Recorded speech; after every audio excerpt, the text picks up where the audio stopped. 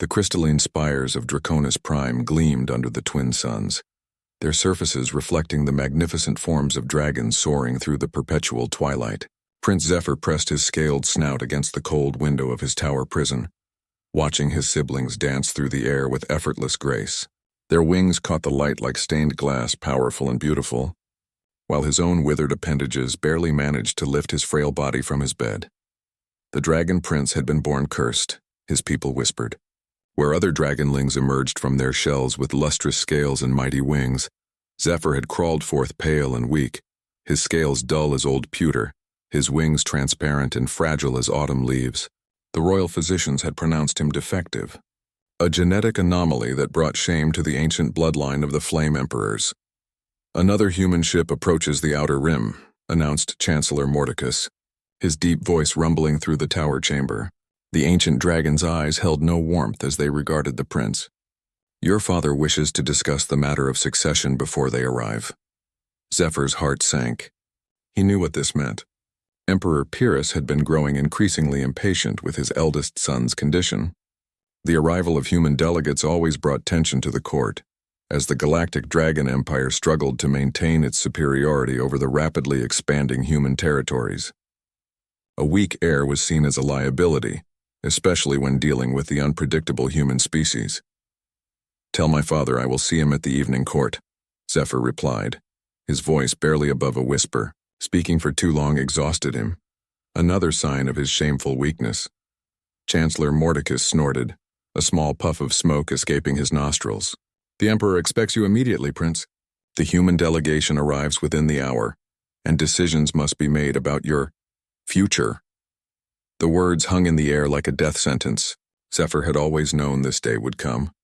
His younger brother Ignis had grown strong and proud, his scales gleaming gold like their father's. The court already whispered that Ignis should be named heir, that the Empire needed strength to face the human threat. As they made their way through the vast corridors of the palace, Zephyr noticed the servants averting their eyes. Some looked upon him with pity, others with disgust. He had become an embarrassment to his own species, a reminder that even the mighty dragon bloodline could produce failure. The throne room stretched before them like a cavern of nightmares. Emperor Pyrrhus sat upon his throne of black stone and molten gold, his massive form radiating heat and power. His scales were the color of fresh blood, and his eyes burned like twin suns. Beside him stood Prince Ignis, already nearly as large as their father, despite being 3 years younger than Zephyr. "My son," Emperor Pyrrhus spoke, his voice echoing through the chamber. "The humans come to negotiate new territory agreements. They bring with them their strange customs and their peculiar strength. Our spies report that they have been expanding aggressively, conquering worlds that should rightfully belong to dragons." Zephyr approached the throne slowly, each step requiring tremendous effort.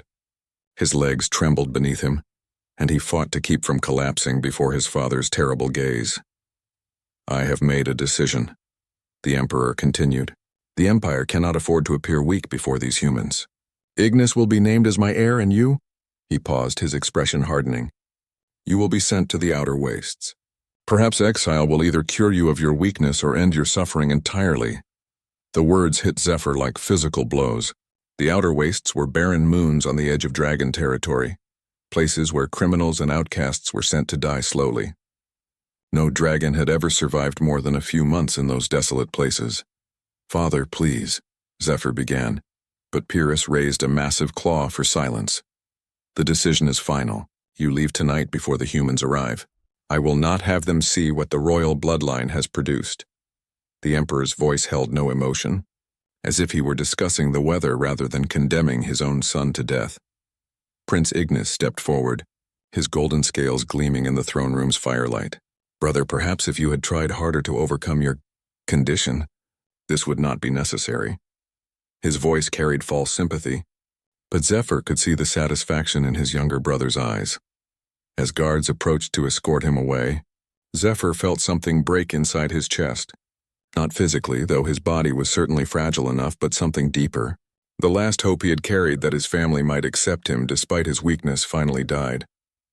That night, as he was loaded onto a transport ship bound for the outer wastes, Zephyr caught a glimpse of the approaching human delegation. Their ships were strange, angular things that looked nothing like the elegant curves of dragon vessels. They moved with purpose and precision, and something in their alien design spoke of a different kind of strength than what dragons valued. The transport ship carrying him into exile was small and poorly maintained, crewed by dragons who clearly resented this assignment. They treated him with open contempt, providing minimal food and water for the journey. Zephyr lay in his small cell, feeling his already weak body growing weaker as they traveled toward the empty moons that would become his grave. But as the ship jumped to hyperspace, carrying him away from everything he had ever known, something unexpected stirred in Zephyr's chest. For the first time in his life, he was free from the constant judgment and disappointment of his people. Whatever happened in the outer wastes, at least he would face it as himself, not as the shameful failure of the royal bloodline. The stars streaked past the tiny porthole in his cell, and Zephyr allowed himself to wonder about those strange human ships. What kind of creatures were these humans that had his father so concerned? What strength did they possess that could worry the mighty dragon empire? He would never know the answers to those questions, he thought. But perhaps in his final days among the barren moons he might finally find some peace away from the golden halls where he had never belonged. The transport ship shuddered as it dropped out of hyperspace near the outer wastes. Through his cell's porthole, Zephyr could see the cluster of dead moons that would be his final home. They hung in space like gray skulls, their surfaces scarred by asteroid impacts and devoid of any signs of life. The nearest moon, designated as Waste Station 7, hosted a small automated facility that had been built to monitor the exile of political prisoners and family embarrassments. End of the line. Princeling, sneered the transport captain as he opened Zephyr's cell. The dragon was a scarred veteran with missing scales along his neck, probably demoted to this duty as punishment for some military failure. Try not to die too quickly. The Emperor wants you to suffer for a while. Zephyr was unceremoniously dumped onto the surface of Waste Station 7, along with basic supplies that would last perhaps 2 weeks, if carefully rationed. The artificial atmosphere dome that covered the small outpost flickered weakly, powered by ancient generators that looked ready to fail at any moment. As the transport ship lifted off and disappeared into the starfield, Zephyr found himself alone for the first time in his life. The facility consisted of a single building complex built into the side of a crater. The structure was old, dating back several centuries to when the Dragon Empire had first established these exile stations. Most of the rooms were empty, their automated systems long since broken down. Zephyr explored the complex slowly, his weak legs barely able to support him in even the low-gravity environment. In what had once been the main control room, he found evidence of previous exiles. Claw marks scratched into metal walls told stories of desperation and madness. Some prisoners had tried to tunnel their way out through solid rock. Others had simply given up, their skeletal remains still slumped in corners where they had chosen to die. But in one small maintenance room, Zephyr discovered something unexpected. Hidden beneath a pile of discarded equipment, he found a small datapad that still held some power. The device belonged to an exile from decades past, a dragon named Karas who had apparently been banished for questioning imperial military doctrine. The datapad contained Karas's journal entries, documenting his gradual descent into despair and eventual death. However, the final entries were different. Karas wrote about strange visitors who had arrived at the station in the last days of his life. Humans, he claimed, who had been conducting secret surveys of the outer wastes. They had found him dying and had tried to help, though their intervention came too late to save him. But their kindness in his final hours had moved Karas to write about the experience with something approaching wonder. "These humans are not what our leaders claim them to be," Karas had written. "They showed more compassion for a dying enemy than my own people ever showed me. They speak of concepts foreign to dragon thinking. Honor without strength, kindness without expectation of reward. They are either the greatest fools in the galaxy, or perhaps we dragons are the ones who have been foolish." Zephyr read these entries over and over, his weak eyes straining in the poor light. Could it be possible that the humans his father feared were not the ruthless conquerors they were portrayed as? The very fact that they had wasted time trying to help a dying dragon exile suggested something fundamentally different about their nature. As days passed, Zephyr's condition worsened. The exile station's life support systems were failing, and the processed food supplies were already running low. His scale-covered skin had grown even paler, and he could barely manage to walk from room to room. But strangely, the approaching end of his life brought him a kind of peace he had never experienced in the palace. For the first time, no one was judging him for his weakness. No one expected him to be strong or proud or fierce. He could simply exist as he was, without pretense or shame. In the quiet solitude of the dying station, Zephyr began to understand that his entire life had been shaped by dragon values that perhaps weren't the only way to measure worth. On his 8th day in exile, the station's proximity alarms activated. Zephyr dragged himself to the control room's cracked viewing screen and saw a ship approaching. His heart leaped briefly with the hope that his father had changed his mind, but the vessel's design immediately crushed that possibility. This was not a dragon ship. The craft was angular and efficient, built for function rather than the elegant beauty that dragons prized. Human technology, just as Karis had described in his journal. Zephyr's first instinct was fear, conditioned by years of imperial propaganda about human cruelty and aggression. But as he watched the ship dock with the station's ancient airlock, he found himself curious rather than terrified.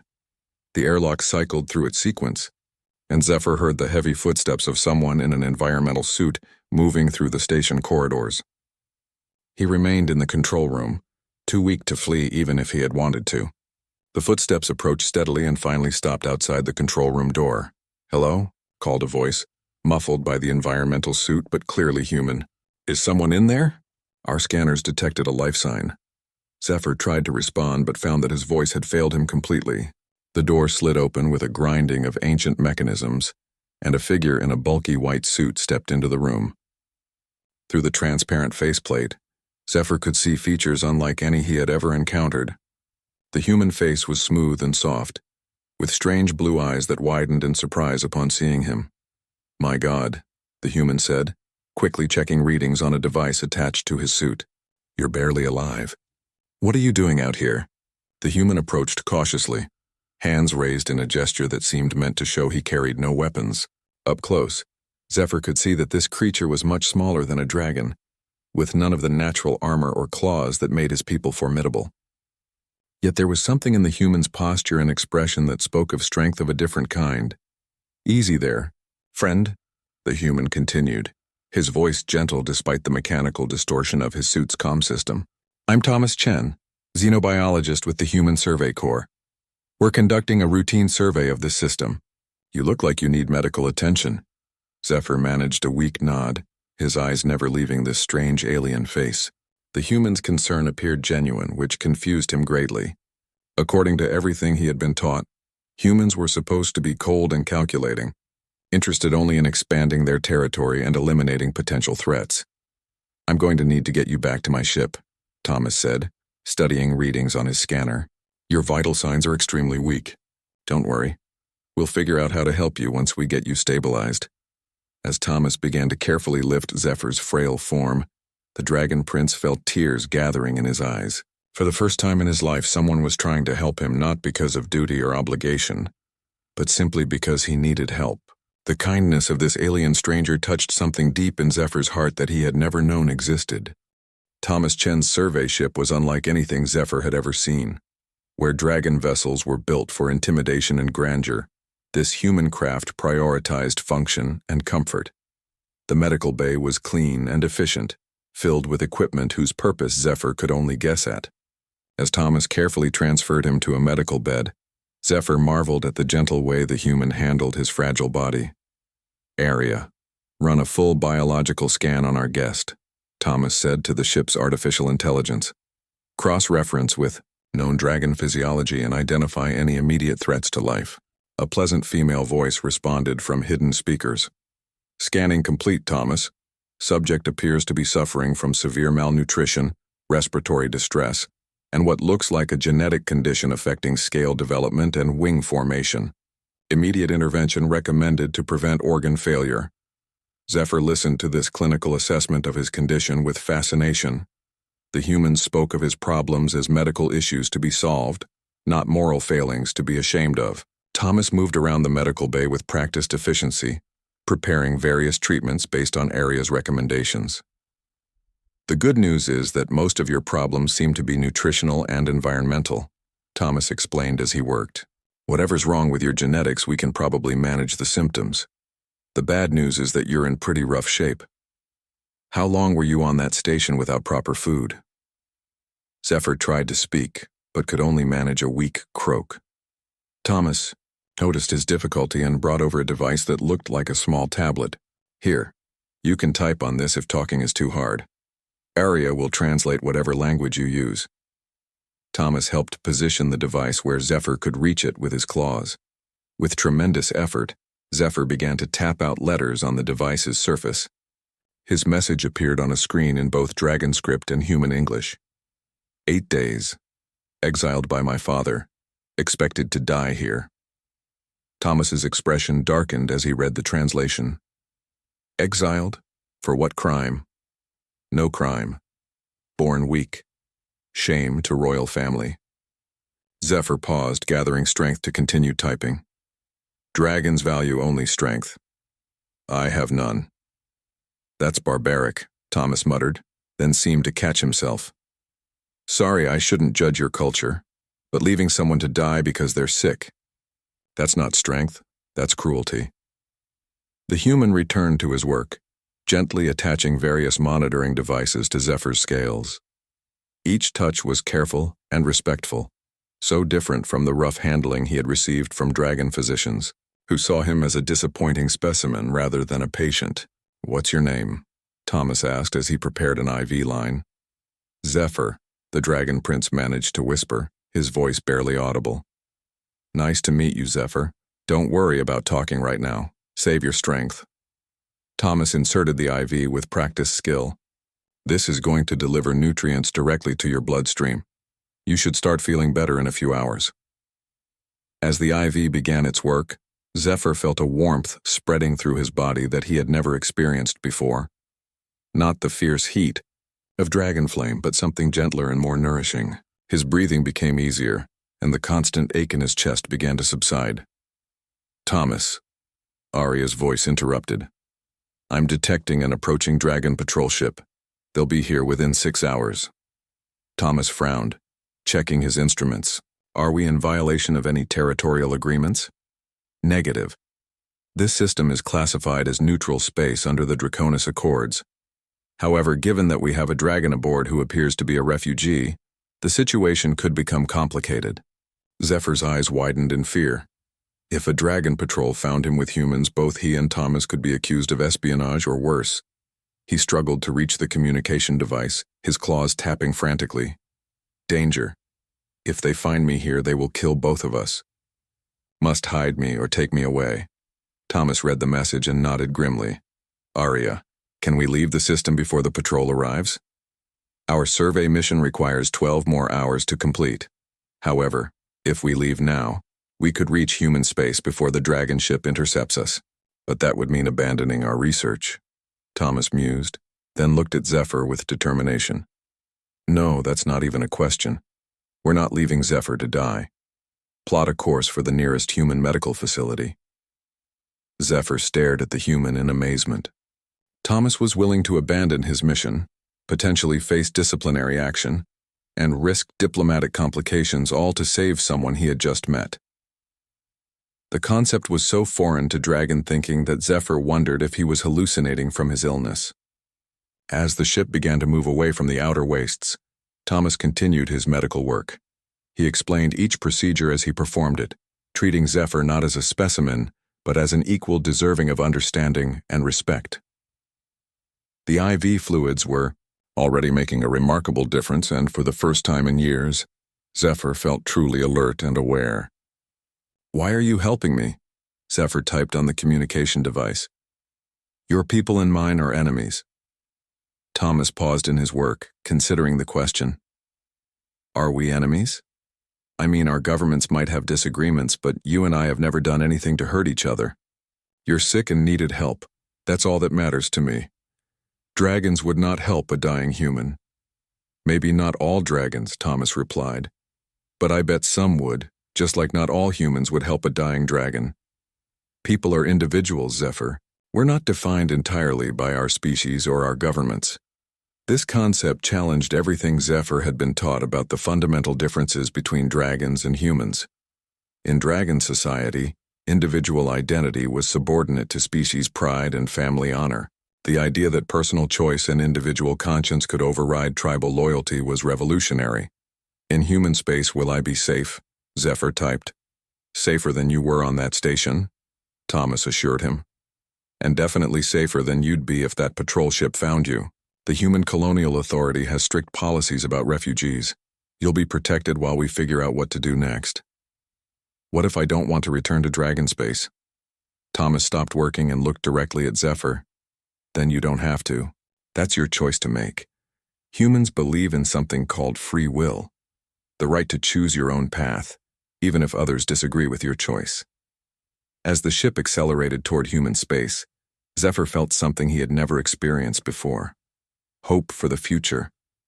This strange human had not only saved his life but had introduced him to ideas that challenged his understanding of the universe.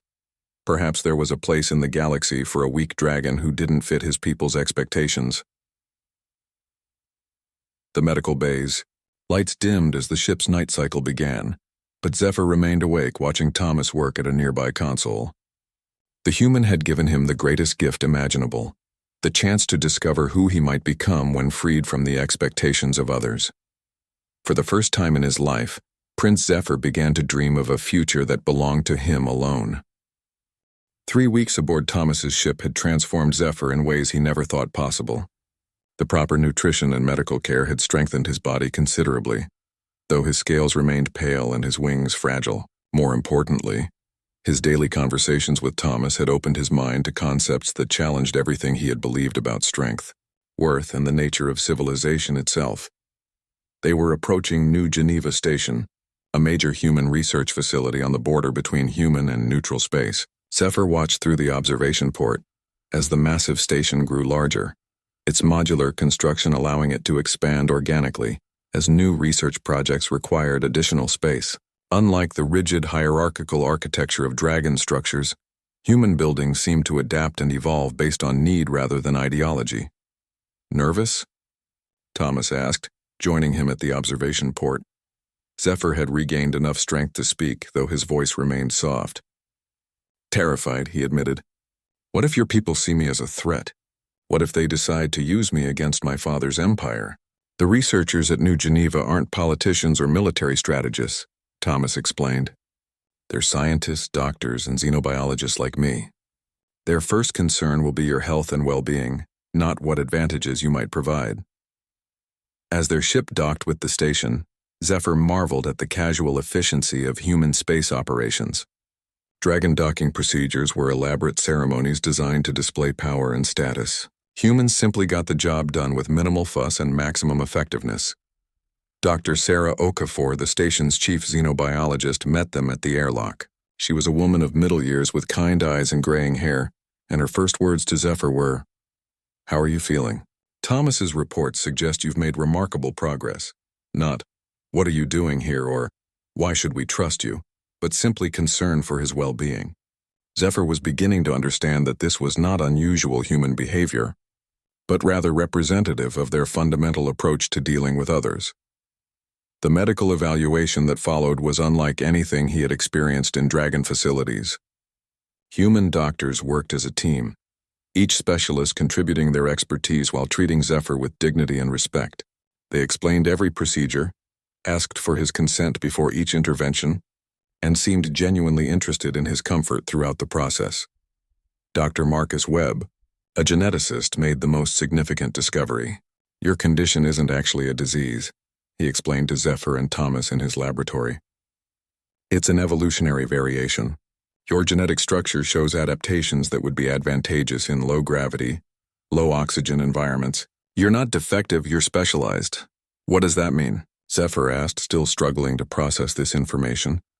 "It means that somewhere in your ancestry, dragons lived in very different conditions than they do now. Your genes carry the blueprint for that adaptation. In your current environment, those traits seem like weaknesses, but in the right conditions, they would be strengths."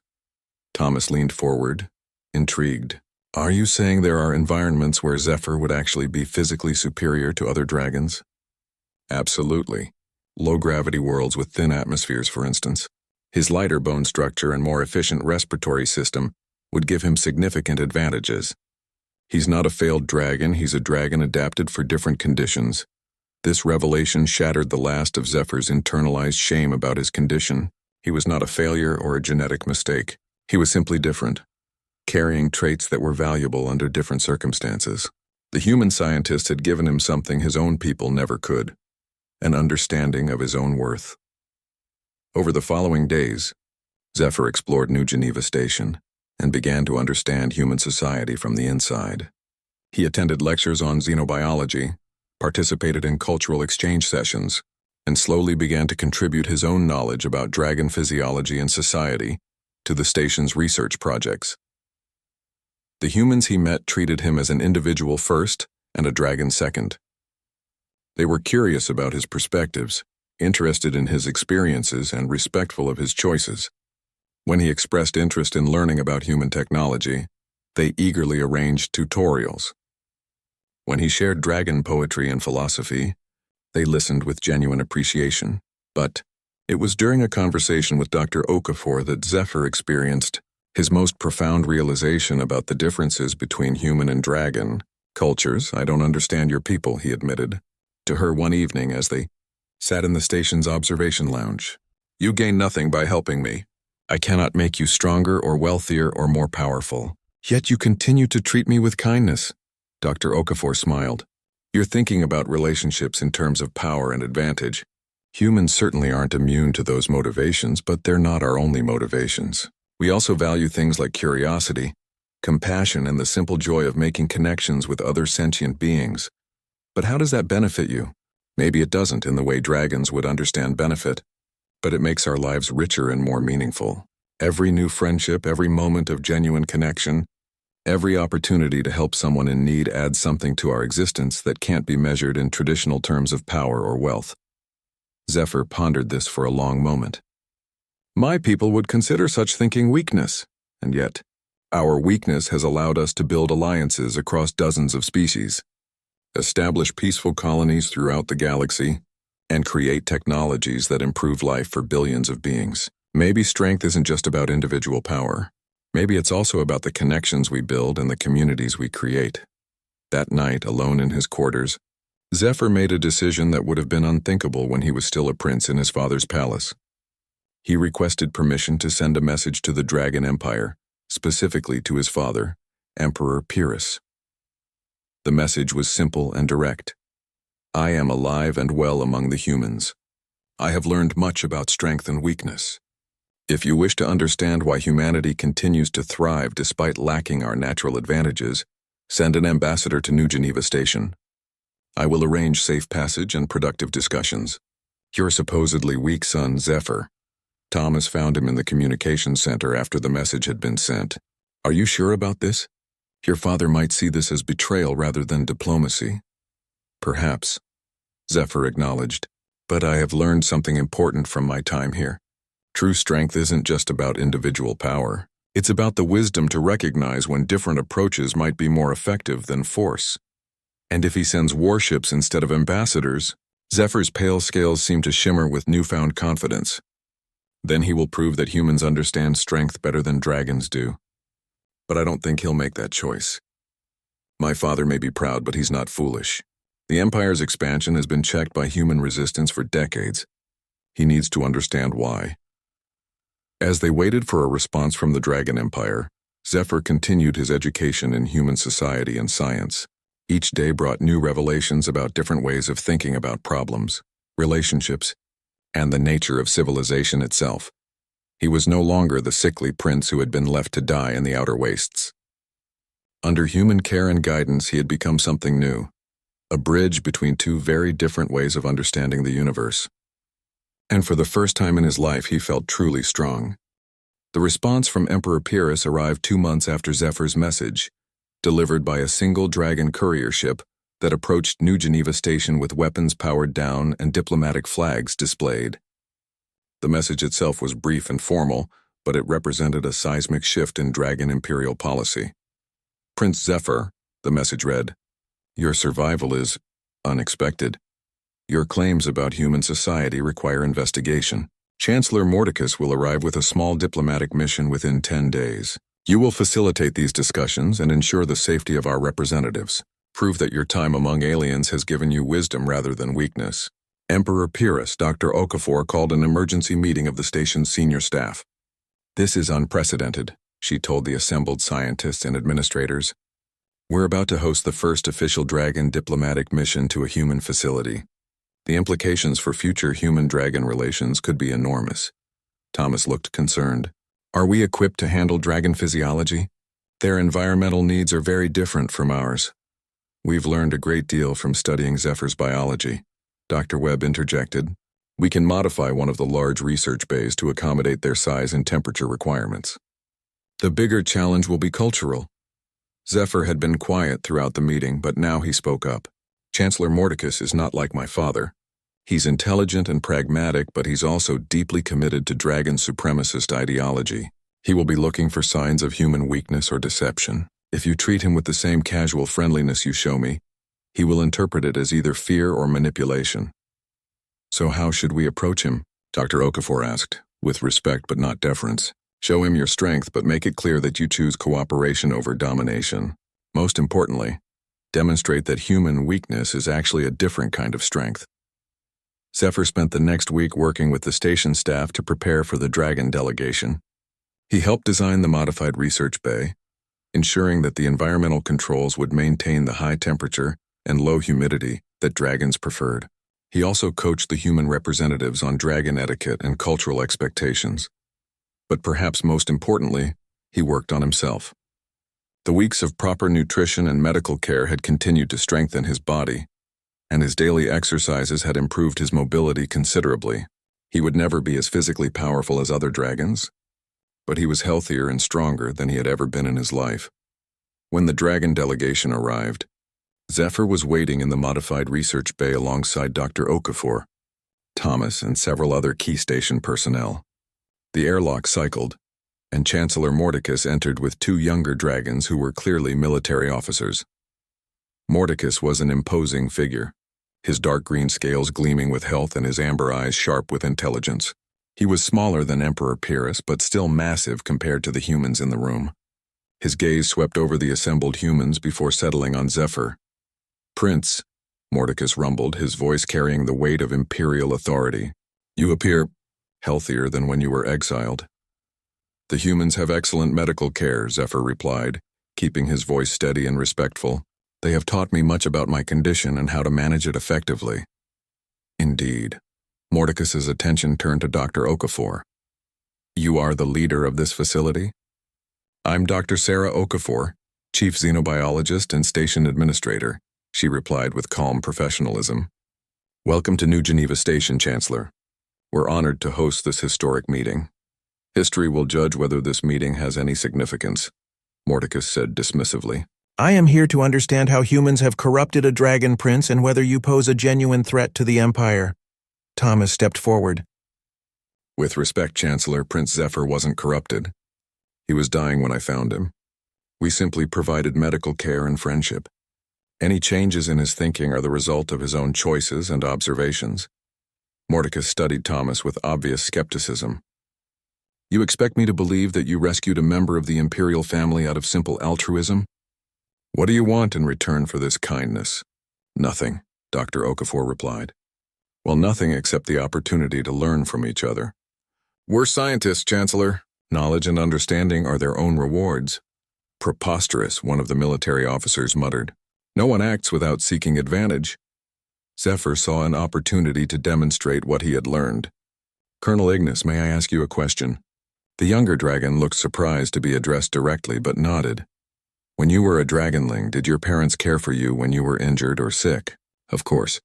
Parents protect their offspring. It ensures the survival of their genetic legacy. And did your parents calculate the exact return on their investment in your care? Did they demand payment for the food they gave you, or the protection they provided? Colonel Ignis looked confused. No, but that's different. That's family obligation. Why is it different? Zephyr pressed. Perhaps the humans simply have a broader definition of family. Perhaps they see kinship not just in genetics, but in the shared experience of being intelligent, feeling beings trying to survive in a vast and often hostile universe. Chancellor Mordecus's eyes narrowed as he considered this. You're suggesting that humans feel parental obligation toward all sentient life? I'm suggesting that humans have developed cultural mechanisms for cooperation that extend beyond immediate genetic relationships, Zephyr replied, and that this apparent weakness is actually a source of tremendous strength. Dr. Webb chose that moment to activate a holographic display showing comparative data on human and dragon territorial expansion over the past century. Chancellor, if I may present some objective data. Despite having smaller populations, less individual physical strength, and shorter lifespans than dragons, humans have successfully established colonies across a larger area of space. The display showed the steady, methodical expansion of human space, contrasted with the more sporadic growth of the Dragon Empire. How do you explain this apparent paradox? Mordecus studied the data carefully. Superior technology? Partially, yes. But technology alone doesn't explain it.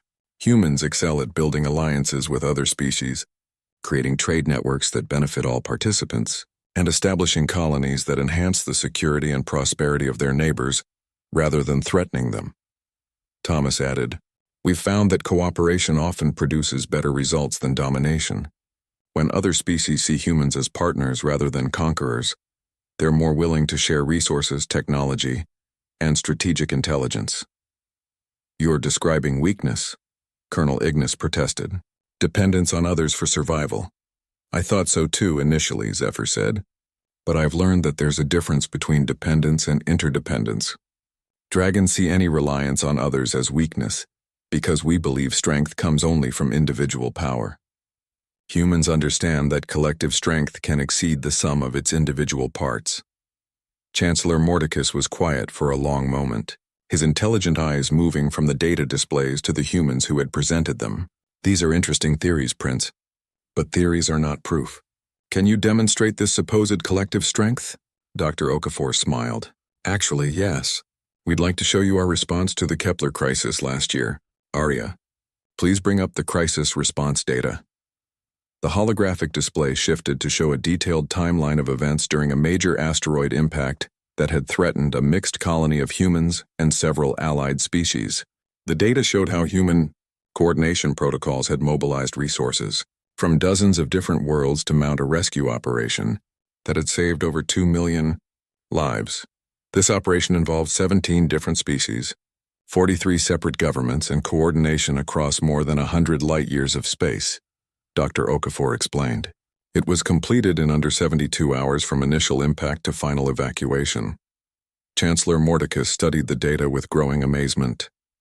The scope and speed of the operation was impressive, but more importantly, the willingness of so many different groups to work together toward a common goal challenged his fundamental assumptions about interspecies relations. How many dragons participated in this rescue operation? He asked quietly.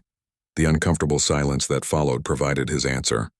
The Dragon Empire, despite having the closest military assets to the crisis zone, had not participated in the rescue effort at all. Chancellor Mordecus spent 3 days at New Geneva Station, and each day brought new revelations that challenged his understanding of power, strength, and the nature of galactic civilization. He observed human research teams working collaboratively on complex problems, witnessed their patient teaching methods with alien students, and experienced their approach to conflict resolution that emphasized understanding over domination. On the final evening of his visit, Mordecus requested a private meeting with Zephyr. They met in the observation lounge, where the vast panorama of space stretched before them like a field of diamonds against black velvet. Your father sent me here expecting to find evidence of human treachery, Mordecus began, his voice thoughtful.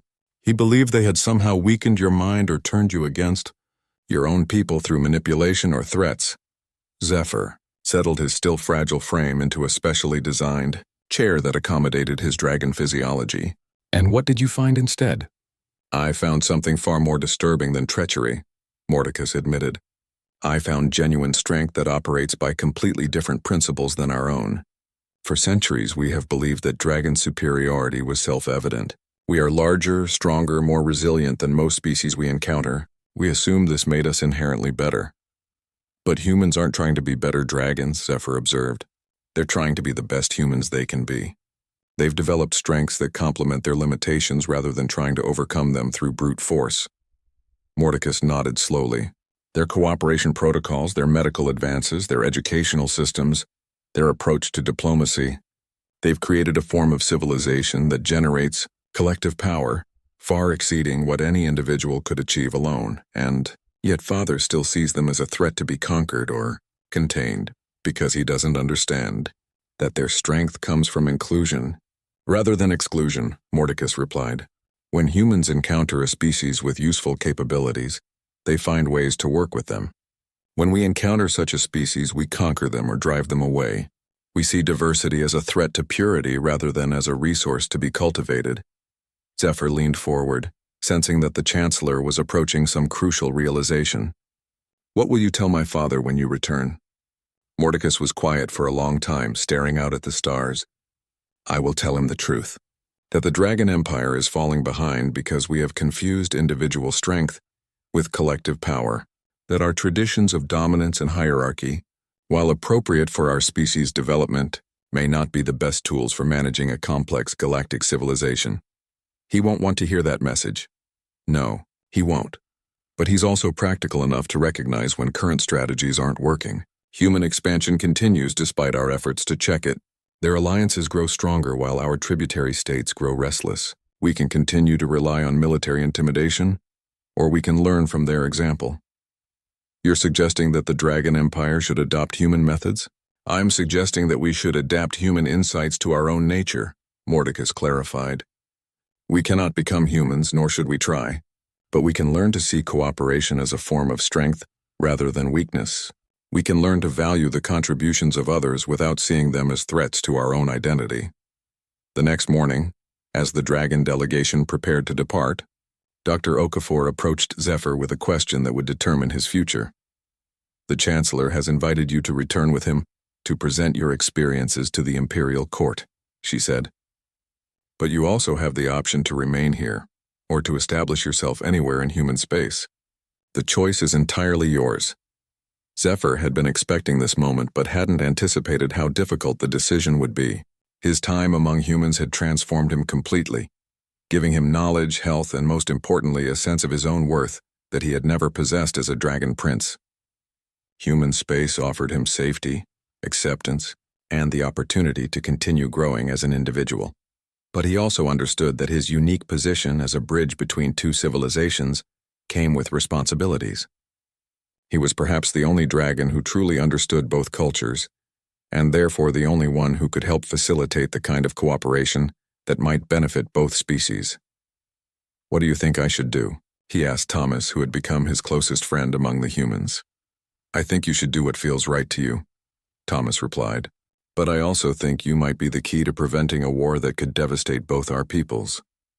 The humans have given me everything, Zephyr mused. Life, health, knowledge, friendship, purpose. How can I leave all of that behind? You're not leaving it behind, Dr. Okafor interjected. You're taking it with you. Everything you've learned here, every relationship you've built, every insight you've gained becomes part of who you are. And if you choose to return to dragon space, you'll be carrying human values and human friendship into a place where they've never existed before. That afternoon, Zephyr made his decision. He would return to the Dragon Empire with Chancellor Mordecus, but not as a defeated exile crawling back in submission. He would return as an ambassador of a new way of thinking, carrying with him the knowledge that strength and weakness were not fixed qualities, but relative concepts that depended entirely on context and perspective. As he prepared to board the dragon ship, Thomas presented him with a gift, a small communication device that would allow him to maintain contact with his human friends across the vast distances of space. Promise me you'll stay in touch, Thomas said. You've become family to us, Zephyr. That doesn't change just because you're going home. Zephyr felt tears gathering in his eyes, but they were tears of gratitude rather than sadness.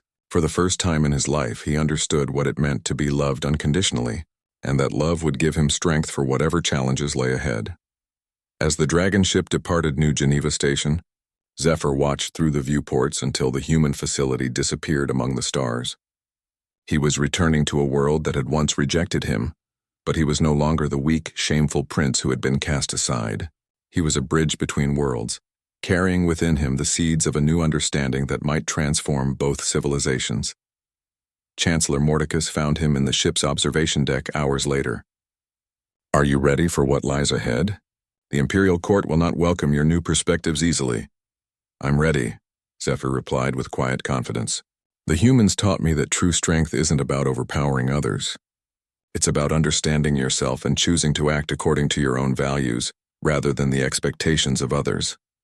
"Then perhaps there is hope for our people after all," Mordecus said. "If a prince who was once considered the weakest dragon alive can become this strong, perhaps the entire empire can learn to grow beyond its current limitations." As they traveled toward the heart of dragon space, Zephyr began planning his approach to the Imperial Court. He would not try to convince his people to abandon their nature or traditions. Instead, he would show them how the human understanding of strength could enhance and expand dragon capabilities rather than replace them. The weak prince had found salvation among aliens. Now it was time to discover whether that salvation could extend to an entire civilization. The throne room of Draconis Prime fell silent as Zephyr entered alongside Chancellor Mordecus. Emperor Pyrrhus sat upon his obsidian throne, his crimson scales gleaming in the chamber's firelight, but his expression was unreadable.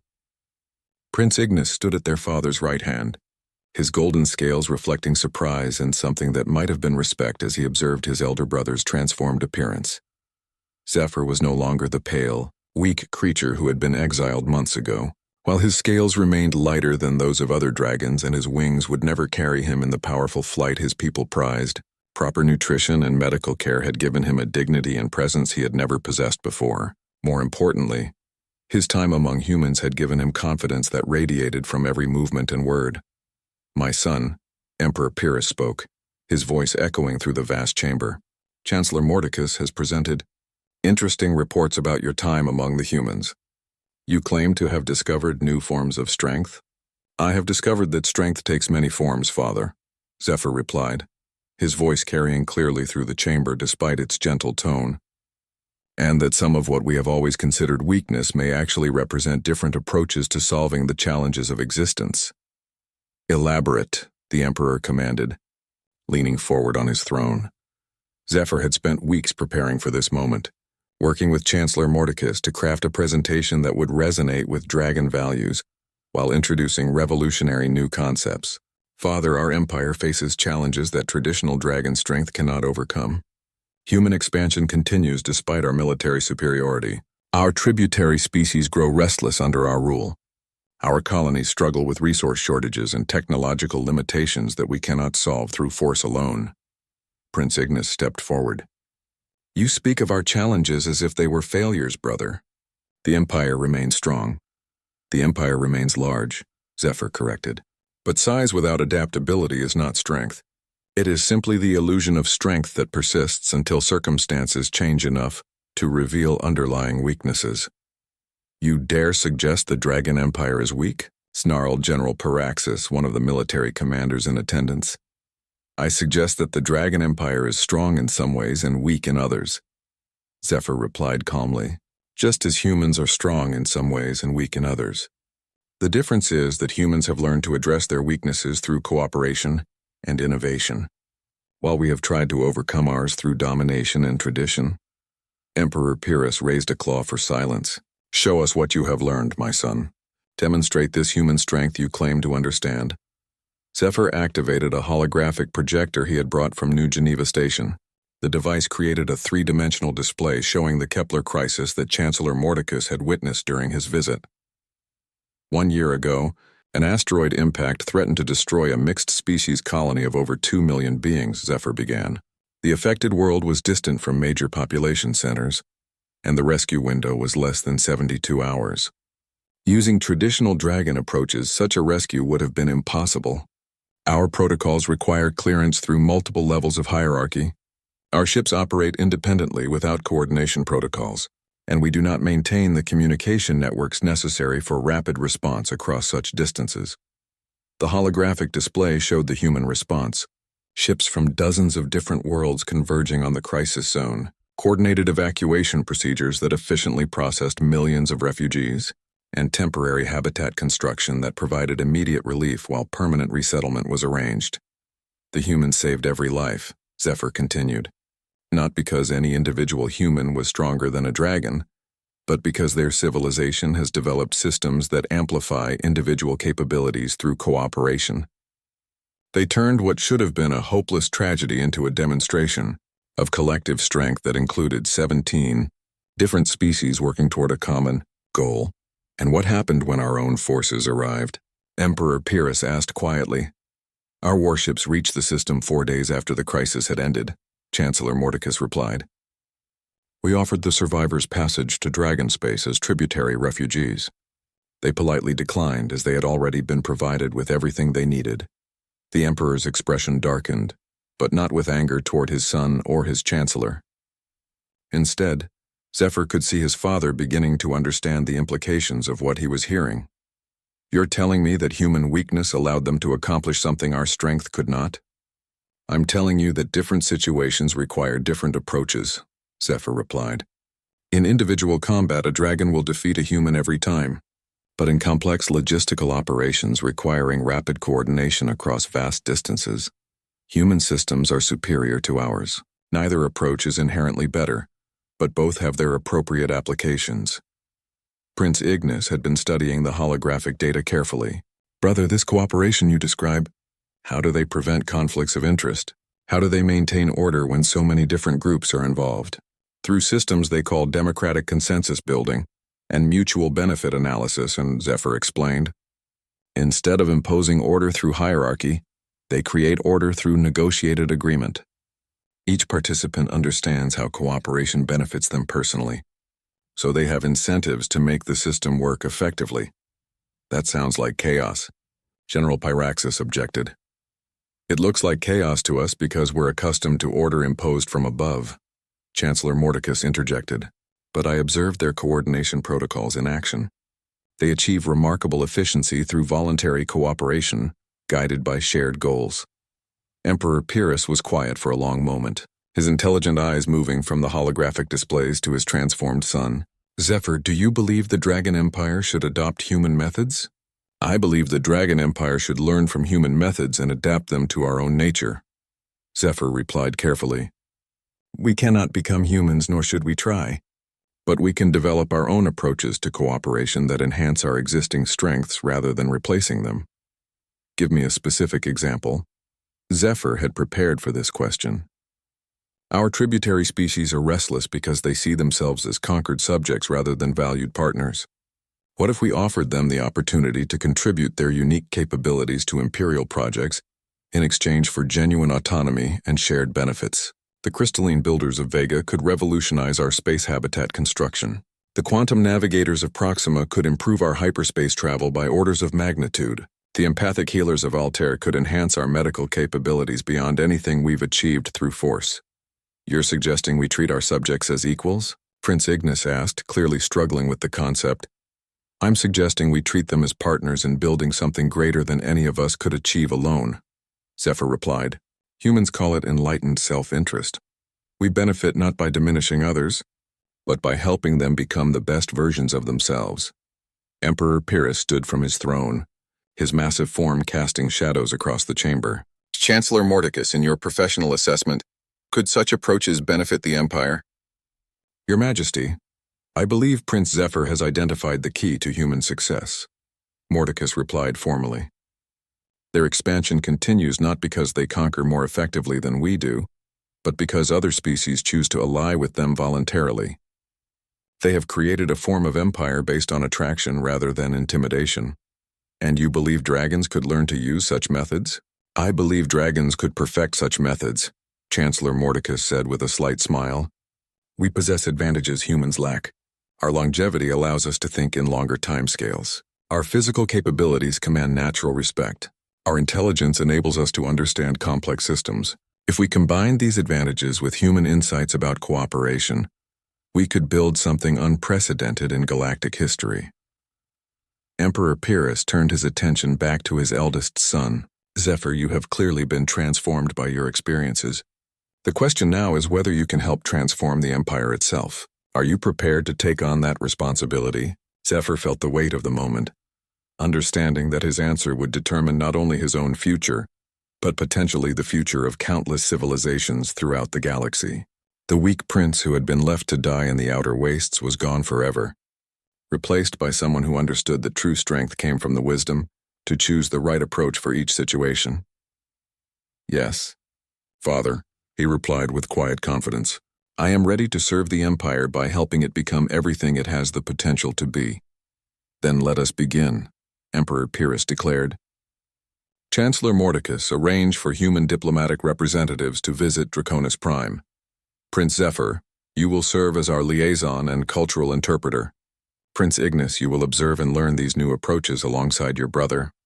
As the court session concluded and dragons began discussing the revolutionary changes that lay ahead, Zephyr activated his communication device to send a message to his friends at New Geneva Station. The message was brief but carried enormous implications. "The bridge between our peoples is complete. Now the real work begins." Thomas's reply came swiftly across the vast distances of space. "We are proud of you, friend. The galaxy is about to become a much more interesting place." The sickly dragon prince had found salvation among humans and had returned to save his own people from the limitations of their traditional thinking. In the years that followed, the Dragon-Human Alliance would become a model for cooperative civilization that transformed the entire galaxy, proving that strength and weakness were not opposites but complementary aspects of a more complex understanding of power itself. And at the center of it all was a dragon who had learned that sometimes the greatest strength comes from admitting weakness, and the greatest victories are won not through conquest, but through connection.